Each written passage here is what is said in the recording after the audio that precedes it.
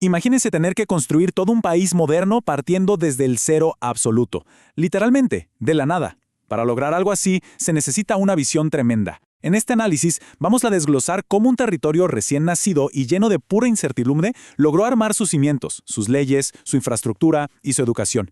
Y todo esto fue posible por la voluntad de 4 figuras históricas que son monumentales, 4 personajes que con ideas súper distintas y a veces totalmente opuestas, terminaron forjando lo que hoy conocemos como Ecuador.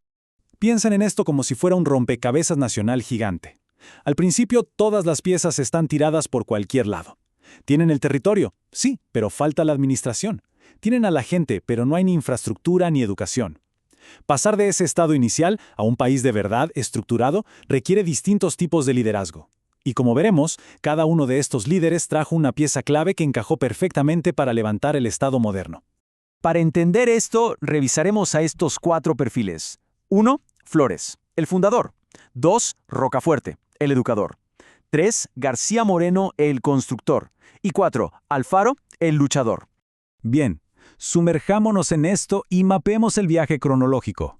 Arrancamos en 1830, cuando Flores asume como el primer presidente. Luego, en 1835, entra el periodo de orden con Rocafuerte.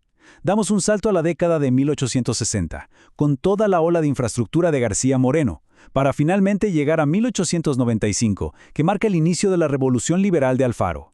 Un siglo de cambios vertiginosos. 1. Flores, el fundador. Hablamos de Juan José Flores, un general sumamente valiente, que tuvo la experiencia de acompañar al mismísimo Simón Bolívar. Ahora, imaginen su tarea: organizar un país recién nacido. No había un manual de instrucciones para esto.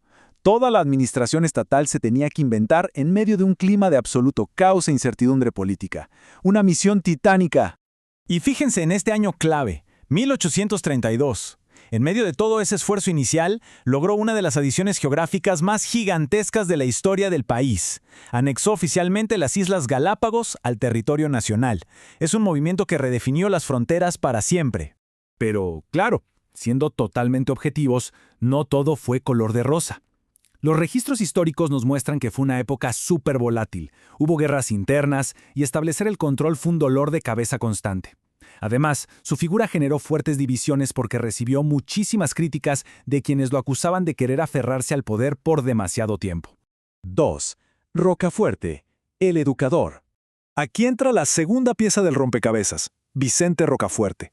Fue el primer presidente nacido en Guayaquil, un hombre súper culto y un viajero incansable. Y esto ilustra de manera brillante su visión, su famosa frase, gobernar es educar. Para él, administrar un país y educar a la gente era literalmente la misma cosa. Estaba convencidísimo de que el conocimiento era la única forma de civilizar. Y no se quedó solo en palabras. Esta misión se tradujo en obras que cambiaron las reglas del juego. Creó escuelas tanto para niños como para niñas, algo clave en esa época. Le dio un giro a los hospitales y se encargó de ponerle orden a las finanzas del país. Todo esto lo hizo con una disciplina de hierro, porque creía firmemente que sin ley y sin orden el progreso era imposible. 3. García Moreno, el constructor. Gabriel García Moreno es una figura fascinante. Era un político con una mano súper firme, pero también un científico dedicado. Su misión era muy específica. Quería unir y consolidar a la nación, pero mezclando 2 cosas muy distintas. Por un lado, la mejor tecnología e infraestructura posible, y por el otro, principios religiosos y católicos súper estrictos. A nivel de conectividad, sus logros fueron masivos. Inició el proyecto del ferrocarril para unir la costa con la sierra, fundó la Escuela Politécnica Nacional para impulsar la ingeniería y construyó vías cruciales. Sin embargo, las fuentes son claras. Su forma dura de gobernar y esta unión indisoluble que impuso entre la Iglesia y el Estado terminaron causando fracturas y divisiones muy profundas en la sociedad. Pasemos a ver cómo esto construye un puente hacia nuestra siguiente etapa. Es increíble ver el contraste.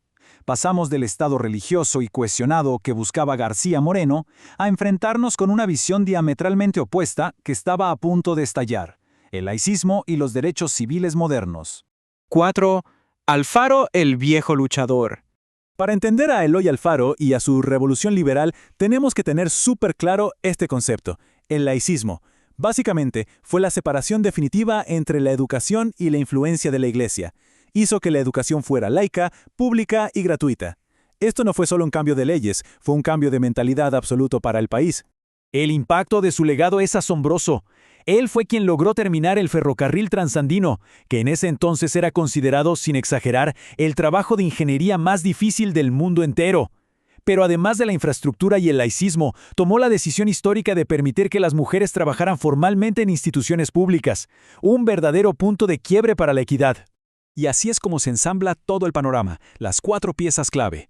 Flores nos dio el territorio y el arranque inicial. Rocafuerte nos trajo las bases de la educación. García Moreno conectó al país con su tremenda infraestructura y Alfaro modernizó por completo a la sociedad trayendo derechos civiles ineludibles. Diferentes visiones armando un solo Estado. Para cerrar, quiero dejarles con algo para pensar. De estos 4 gigantes, ¿quién creen que enfrentó el reto más difícil de todos? Y si miramos a nuestro alrededor hoy en día, ¿cuántos de esos inventos y de esa infraestructura seguimos usando como si nada? Cuestionarnos sobre este rompecabezas del pasado es fundamental para entender cómo funciona la nación en la que vivimos. Muchísimas gracias por acompañarnos en este recorrido histórico.